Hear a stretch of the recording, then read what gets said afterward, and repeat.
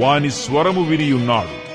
నీవు లేచి ఆ చిన్నవాని లేవనెత్తి నీ చేత పట్టుకొనుము, వానిని గొప్ప జనముగా చేసేదనని ఆమెతో అనెను.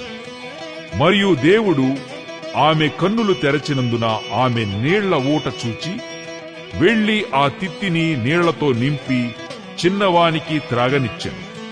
దేవుడు ఆ చిన్నవానికి తోడై ఉండెను. అతడు పెరిగి పెద్దవాడై ఆ అరణ్యములో కాపురముండి విలుకాడాయెను.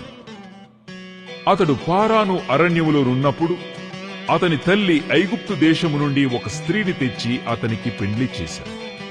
ఆ కాలమందు అబీమెలెకును అతని సేనాధిపతి అయిన ఫీకోలును అబ్రహాముతో మాటలాడి, నీవు చేయు పనులన్నిటిలోనూ దేవుడు నీకు తోడైయున్నాడు గనుక నీవు నన్నైనను నా పుత్ర పౌత్రాదులనైనను వంచింపక నేను నీకు చేసిన ఉపకారము చొప్పున నాకును నీవు పరదేశివైయున్న ఈ దేశమునకు చేసెదనని దేవుని పేరట ఇక్కడ నాతో ప్రమాణము చేయమని చెప్పాను.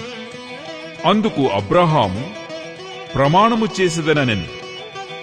అబీమెలెకు దాసులు బలాత్కారముగా తీసుకొనిన నీళ్ల బావి విషయమై అబ్రహాము అబీమెలెకును ఆక్షేపింపగా, అబీమెలెకు, ఈ పని ఎవరు చేసిరో నేనెరుగను, నీవును నాతో చెప్పలేదు, నేను నేడేగాని ఈ సంగతి వినలేదని చెప్పగా, అబ్రహాము గొడ్లను తెప్పించి అబీమెలెకుకిచ్చెను. వారిద్దరూ ఇట్లు ఒక నిబంధన చేసుకొనిది. తరువాత అబ్రహాము తన గొర్రెల మందలో నుండి 7 పెంటి పిల్లలను వేరుగా ఉంచెను గనుక అబీమెలెకు అబ్రహాముతో, నీవు వేరుగా ఉంచిన ఈ 7 గొర్రె పిల్లలు ఎందుకని అడిగాను. అందుకతడు, నేనే ఈ బావిని త్రవ్వించినందుకు నాకు సాక్షార్థముగా ఈ 7 గొర్రె పిల్లలను నీవు నా చేత పుచ్చుకొనవలెనని చెప్పాను.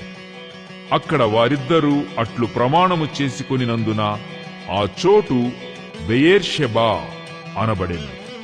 బెయేర్షెబాలో వారు అలాగు ఒక నిబంధన చేసుకొనిన తరువాత అబీమెలెకు లేచి తన సేనాధిపతి అయిన ఫీకోలుతో ఫిలిస్తీయుల దేశమునకు తిరిగి వెళ్ళెను. అబ్రహాము బెయేర్షెబాలో ఒక పిచుల వృక్షము నాటి అక్కడ నిత్య దేవుడైన యెహోవా పేరట ప్రార్థన చేసెను.